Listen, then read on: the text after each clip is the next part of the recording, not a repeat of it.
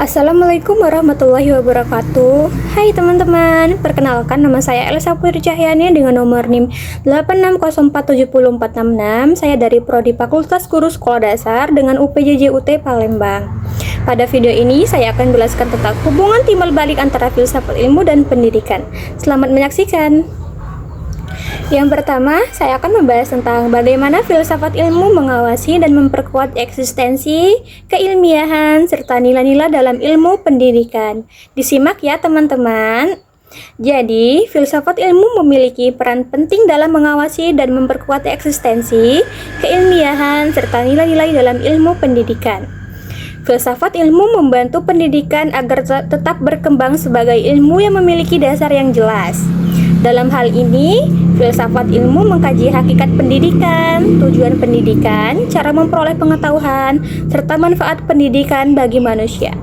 Dengan adanya filsafat ilmu, pendidikan tidak hanya menjadi kegiatan mengajar biasa, tetapi menjadi sidang ilmu yang memiliki landasan ilmiah, sistematis, logis, dan dapat dipertanggungjawabkan. Selain itu, filsafat ilmu juga menjaga nilai-nilai dalam pendidikan. Pendidikan bukan hanya berorientasi pada pengetahuan, tetapi juga membentuk karakter moral dan kemanusiaan. Karena itu, filsafat ilmu membantu menentukan arah pendidikan agar tetap sesuai dengan nilai etika, budaya, dan kebutuhan masyarakat.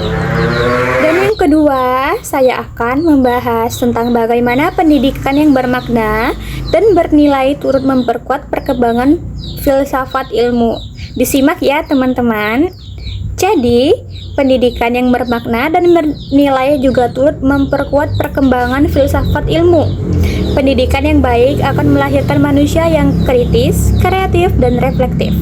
Dari proses pendidikan tersebut, muncul berbagai pemikiran baru, penelitian, serta perkembangan teori yang menjadi bahan kajian filsafat ilmu.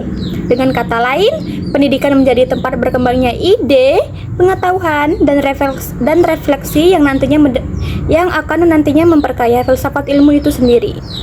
Hubungan keduanya bersifat timbal balik.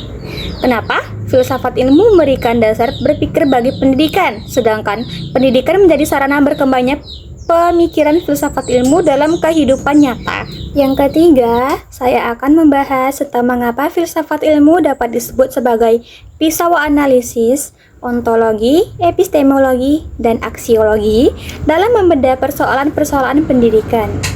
Disimak ya teman-teman. Filsafat ilmu disebut sebagai pisau analisis karena mampu membedah persoalan pendidikan melalui tiga aspek utama, yaitu ontologi, epistemologi, dan aksiologi. Ontologi membahas tentang hakikat sesuatu dalam pendidikan. Ontologi digunakan untuk memahami hakikat manusia, hakikat belajar, dan tujuan pendidikan itu sendiri. Misalnya, apakah peserta didik dipandang sebagai objek atau subjek dalam pembelajaran.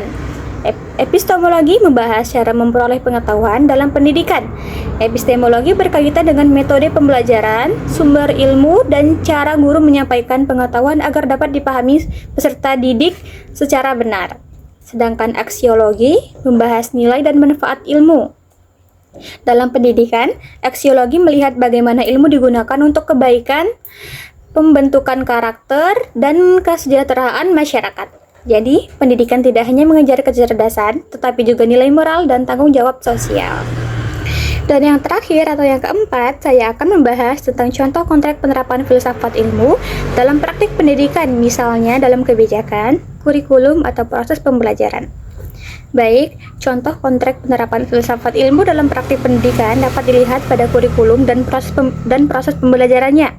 Misalnya dalam kurikulum Merdeka, peserta didik didorong untuk berpikir kritis, kreatif, dan aktif dalam belajar.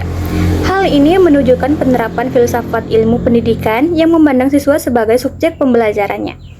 Kita ambil contoh lainnya adalah guru menggunakan metode diskusi dan pemecahan masalah dalam pembelajaran. Pendekatan ini didasarkan pada pemikiran bahwa ilmu diperoleh melalui proses berpikir, pengalaman, dan refleksi, bukan hanya menghafal materi. Dalam kebijakan pendidikan, filsafat ilmu juga terlihat pada tujuan pendidikan nasional yang tidak hanya menekankan aspek akademik, tetapi juga pembentukan karakter, akhlak, dan keterampilan sosial peserta didik. Jadi kesimpulannya adalah filsafat ilmu dan pendidikan memiliki hubungan yang sangat erat dan saling memengaruhi. Filsafat ilmu memberikan dasar berpikir, arah, dan analisis terhadap pendidikan. Sedangkan pendidikan menjadi sarana perkembangan ilmu dan pemikiran manusia. Oleh karena itu, keduanya harus berjalan seimbang agar pendidikan dapat menghasilkan manusia yang cerdas, bermoral, dan bermanfaat bagi masyarakat. Baik, mungkin itu saja materi yang dapat saya bahas. Semoga mudah dipahami ya. Dan jika ada salah kata, saya mohon maaf. Kepada Allah saya mohon ampun. Saya akhiri. Wassalamualaikum warahmatullahi wabarakatuh. See you teman-teman.